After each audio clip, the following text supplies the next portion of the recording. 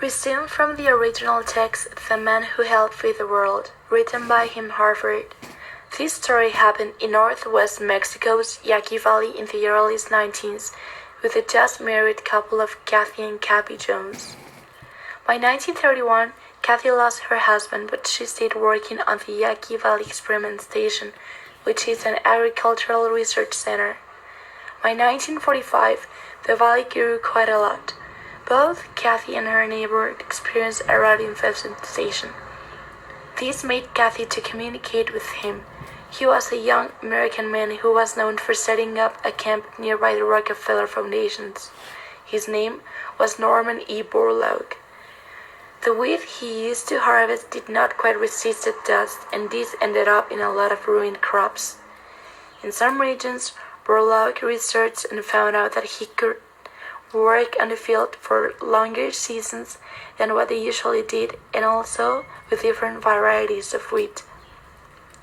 Since his foundation was not allowed, this was all a non-official work. No matter how hard the situation turned into, he was determined to end famine. He left his family down in Mexico City and went looking for a suitable land. Kathy taught him Spanish and helped him with weekly meals so he would not starve to death. Moreover, they drove to Sonora State and settled there for 23 years. The work they did there was so big that Main Street is named after him.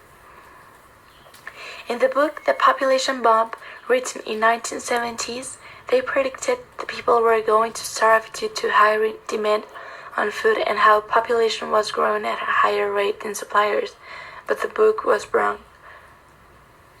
Borlaug was been working on wheat fields for so long in the Yaqui Valley, and the wheat was now surviving the climate conditions. He even received a Nobel Peace Prize, because he could cross the varieties which had some good traits and hoped that the ones of the crossbreeds would have all the good traits. And by 1960s, he was traveling the globe to spread the good news. Some problems were faced in poor food supply countries, but he solved them, and this era was known as the Green Evolution. Similar work followed on rice and corn fields. There are still some concerns on overpopulation, because population increases exponentially, while food does not. In economics, one of the facts that were not taken into account was that as people get richer, they tend to have less children.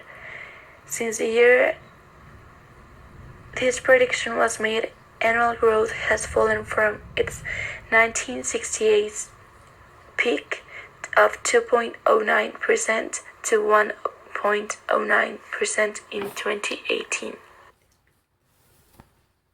Today I'm going to talk about the BBC news called Trans Mountain Canada approves 5.5 billion of pipeline project. Canada has approved the Trans Mountain expansion project after a federal council sent it back for review last summer. The decision could pose a challenge for PM Justin Trudeau as he heads into an election season likely to be fought in part over climate issues. As federal Liberals took the right step last year of buying the pipeline for $5.5 billion to help ensure the project's survival. Environmentalists and some First Nations fiercely oppose Trans Mountain. Mr. Trudeau on Tuesday announced the new approval and said that all revenues the federal government earns from the project will fund a transition to a green economy. It is in Canada's national interest to protect our environment and invest in tomorrow. while making sure people can feed their families today, he said. Reaction to the announcement was swift, with environmental campaigners vowing the project will not go ahead without a fight.